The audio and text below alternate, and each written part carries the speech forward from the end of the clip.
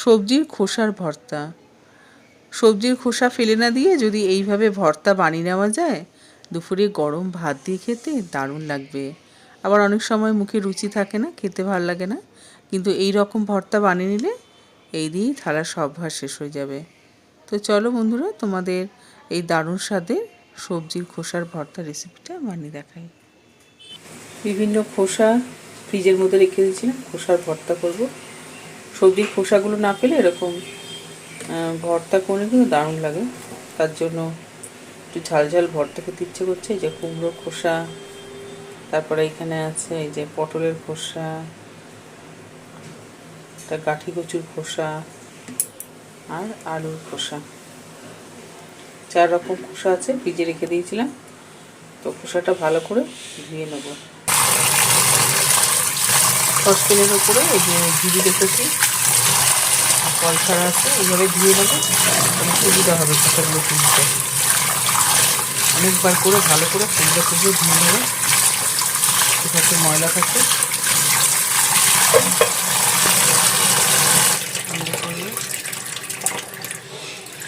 খোসাগুলো খুব ভালো করে ধুয়ে নিয়েছি, এখন সিদ্ধ করে নেবো। খোসাগুলো ধুয়ে জলটা ঝরিয়ে নিয়েছি, এই ছোট প্রেসার কুকারের মধ্যে দিয়ে দেবো।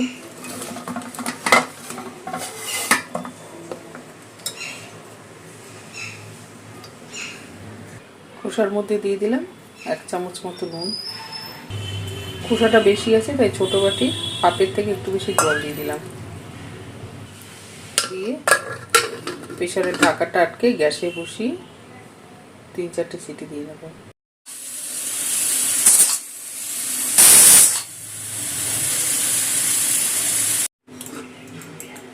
প্রেসারের বাষ্পটা বেরিয়ে গেছে, ভালো মতো সিদ্ধ হয়ে গেছে খোসাটা। একটা বাটির ওপরে ঝুড়ি রেখে দিয়েছি, এই যে খোসার যে জলটা আছে সেটা ছেঁকে নেব। দিয়ে এই খোসাটা ঠান্ডা করে নেবো। আর এই জলটা ফেলবো না, এটা বাটার সময় এই খোসার জলটা কাজে লাগবে। তো এই খোসাটা ঠান্ডা করে নেবো। গ্যাসটা ধরিয়ে একটা কড়াই বসিয়ে দিয়েছি, কড়াইটা ভালো করে গরম করে নেব। কড়াইতে দিয়ে দেবো সামান্য একটু, একদম সামান্য একটুখানি সরষের তেল। তেল গরম করে নিয়েছি 2টো শুকনো লঙ্কা। খোসার পরিমাণটা বেশি তাই লঙ্কাটা একটু বেশি দিচ্ছি, খোসা কম থাকলে একটা শুকনো লঙ্কা দিয়ে দিলাম তেলের মধ্যে। টেস্টের জন্য দিয়ে দেবো 1 চামচ মতো কালো জিরে।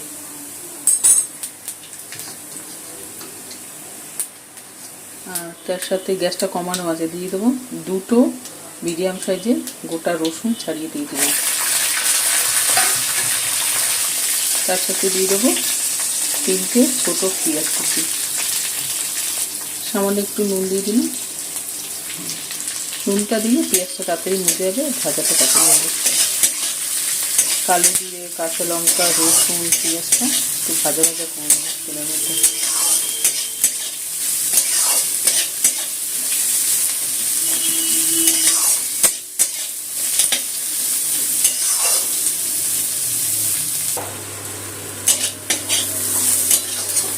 পেঁয়াজ রসুন দেখো লালচে লালচে একটু হয়ে গেছে, ভাজা ভাজা হয়ে এসছে।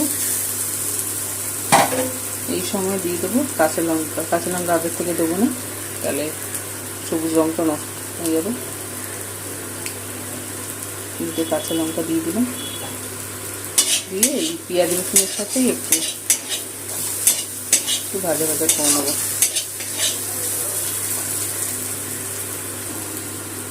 কাঁচা লঙ্কাটা একটু গ্যাসটা বাড়িয়ে নিচে একটু ভেজে নিলাম, ভাজা হয়ে গেছে, গ্যাসটা বন্ধ করে দিলাম। খোসা ছিল এর মধ্যে এটা ঢেলে দেবো,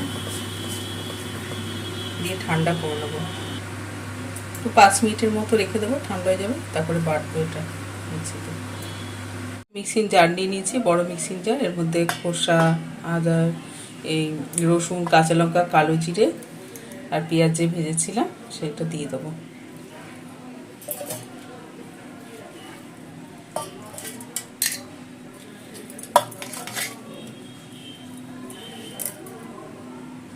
খোসাটা বেটে নেবো। খোসা সিদ্ধ করার যে জল আছে তাই ছোটো বাটির 1 বাটির থেকে একটু কম আছে, এটা দিয়ে দিলাম। এটা দিয়ে বেটে নেবো। মিক্সির ঢাকাটা আটকে 3-4 বার ঘুরিয়ে মিহি করে বাটবো।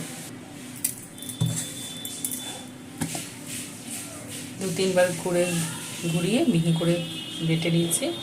এটা এখন তেলে ভেজে নেব। আবারও গ্যাসটা ধরিয়ে দিলাম। কড়াইতে বেশ অনেকখানি সর্ষের তেল দিয়ে দেবো। এটা সর্ষের তেলে ভালো লাগে, আর তেলটা একটু বেশি করে দিতে হবে। তেলটা গরম করে নিয়েছি, যে মিক্সিতে বাটলাম খোসাটা দিয়ে দিলাম। গ্যাসটা বাড়িয়ে দিয়ে খোসা বাটাটা রসুন, পেঁয়াজ আর শুকনো লঙ্কা, কাঁচা লঙ্কা দিয়ে যে বাটলাম সেটা ভালো করে তেলের মধ্যে জলটা টানিয়ে নেব।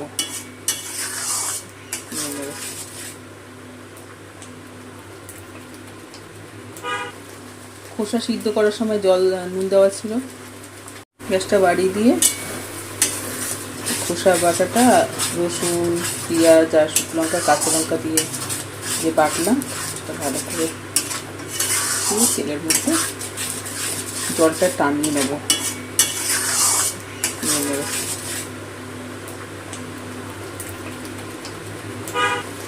খোসা সিদ্ধ করার সময় নুন দেওয়া ছিল, আর রসুন আর পেঁয়াজ যখন বাছি তখনও নুন দেওয়া ছিল, তাই বুঝে নুনটা দিতে হবে। সামান্য একটুখানি নুন দিয়ে দিলাম। টেস্টের জন্য চিনি দিয়ে দেবো, যেহেতু অনেকটা পরিমাণ খোসা, তাই বড় চামচের 1/2 চামচ চিনি দিয়ে দিলাম।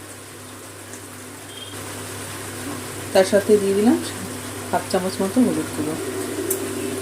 নুন, চিনি, হলুদ গুঁড়োটা খোসা বাটার সাথে মিশিয়ে নিয়ে খোসাটা তেলের মধ্যে যে জল জল ভাবটা আছে সেটা টানিয়ে শুকনো করে নেবো, ভাজা ভাজা করে নেবো।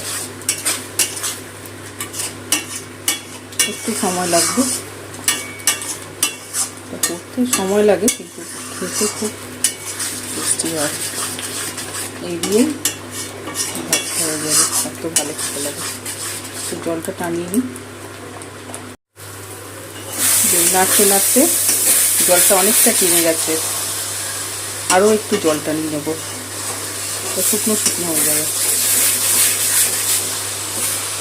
খোসা ভাজার একটা সুন্দর গন্ধ বেরোচ্ছে, রসুন, কালো জিরে,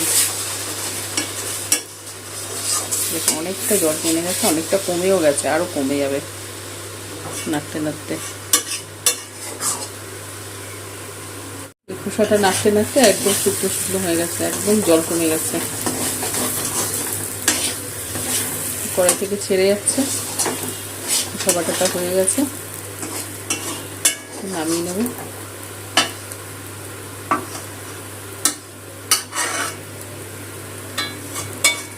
সবজির খোসা বাটা তৈরি। এই গরম গরম ভাত দিয়ে দারুণ লাগবে। গ্যাসটা বন্ধ করে দিলাম, নামিয়ে নেবো এটা।